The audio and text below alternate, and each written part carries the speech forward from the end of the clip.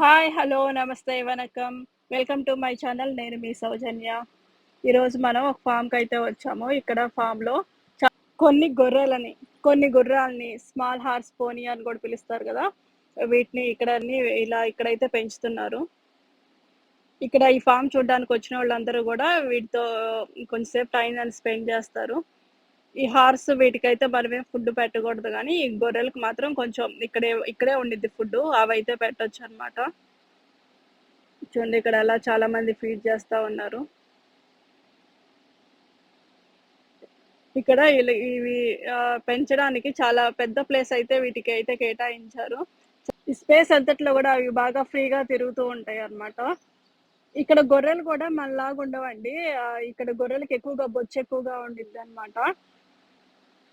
ఇక్కడున్న వాతావరణ పరిస్థితికి గాని, ఇక్కడున్న చలి వల్ల గాని, వీటికి ఎక్కువగా వెంట్రుకలనేది బాగా పెరుగుతూ ఉంటాయి. చూడండి ఇవి తాగడానికి వాటర్ అరేంజ్ చేశారు. ఒక కార్ట్‌లో గడ్డయితే వేసుంచారు. వీటికి ఆకలైనప్పుడు అవి వచ్చేసి ఫ్రీగా వచ్చి తింటూ ఉంటాయి. ఇదంతా స్పేస్ గూడా అవన్నీ ఫ్రీగా తిరగడానికే వదిలేసినియండి. ఇవి చిన్న చిన్న గదుల్లా కట్టారు కదా! ఈ గదులు కట్టినయన్నీ గూడా వీళ్ళు చెక్కతోనే కట్టారనమాట వీటన్నిటిని గూడా.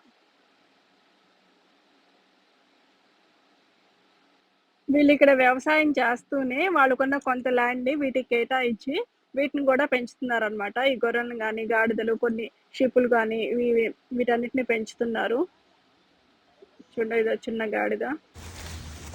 ఈ అమెరికన్స్ ఈ గొర్రెల ఈ వెంట్రుకలు, ఈ బొచ్చె అన్నిటిని గూడా ఇలా ఒక బ్యాగ్‌కైతే అన్నిటిని సర్దేస్తున్నారండి. నేను ఇలా ఎందుకు బ్యాగ్‌కి సర్దేస్తున్నారు? వీటితో మీరేం జేస్తారు అని అడిగినప్పుడు వాళ్ళు వాళ్ళు చాలా ఇంట్రెస్టింగ్ విషయాలే చెప్పారండి. ఈ గొర్రెల ఈ వెంట్రుకలతో వీటితోటి వాళ్ళు కోట్స్ అనేది రెడీ చేస్తారంట. కోట్స్, జాకెట్స్ ఇలాంటివి ప్రిపేర్ చేస్తారని చెప్తున్నారు. చూడండి ఇదైతే షీప్ ఫర్ అనమాట. దీన్నన్నీ గూడా వీళ్ళు క్లీన్ చేయాలని చెప్తున్నారు. ఇది ఇంత పొడవు అయితే వస్తుంది.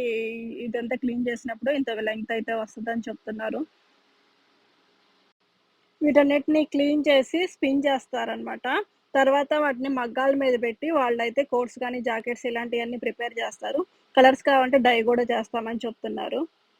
Have to cauter it, which means wash it first, then kind of thin it out into a wheel, then clean it off of that, and then either spin it and dye or dye and spin it, whatever she wants to do with it.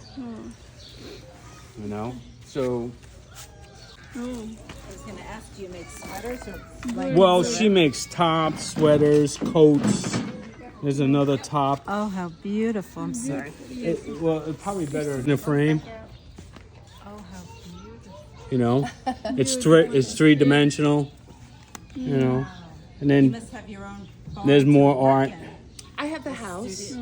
So I want to show you. Because I'm felting. Right? This That's like my you dye it, With dye. dye. So I thought I might. Okay, so you can get wool from sheep that are brown, That long.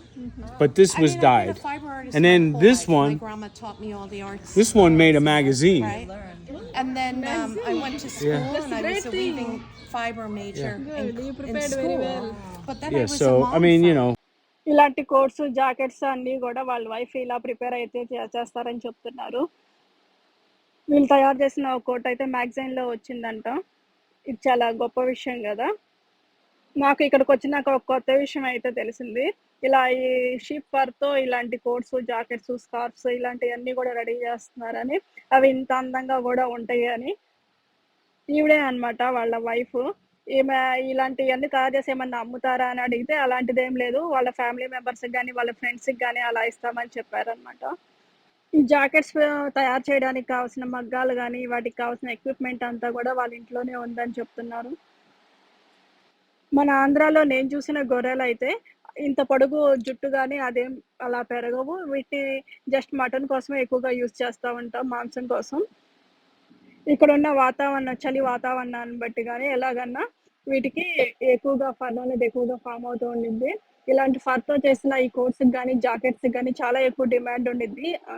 చాలా ఎక్కువ cost గూడా ఉంటుందండి.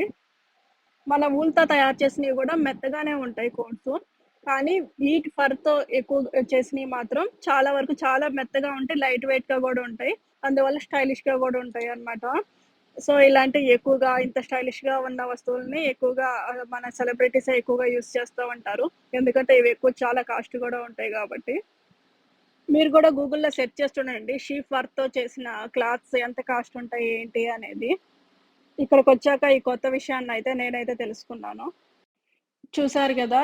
Americans sheep ఫర్‌తో ఏం చేస్తారు? ఎలాంటి దుస్తులు వాళ్ళు prepare జేస్తున్నారు అనేది వాళ్ళ మాటల్లోనే విన్నాం గదా! ఈ వీడియో గనుక మీకు నచ్చినట్టయితే లైక్ చేయండి, షేర్ చేయండి. అలాగే మా ఛానెల్‌ని సబ్స్క్రైబ్ చేసుకోండి. పక్కనే ఉన్న బెల్ ఐకాన్ నొక్కడం మర్చిపోకండి. Thank you. Thanks for watching.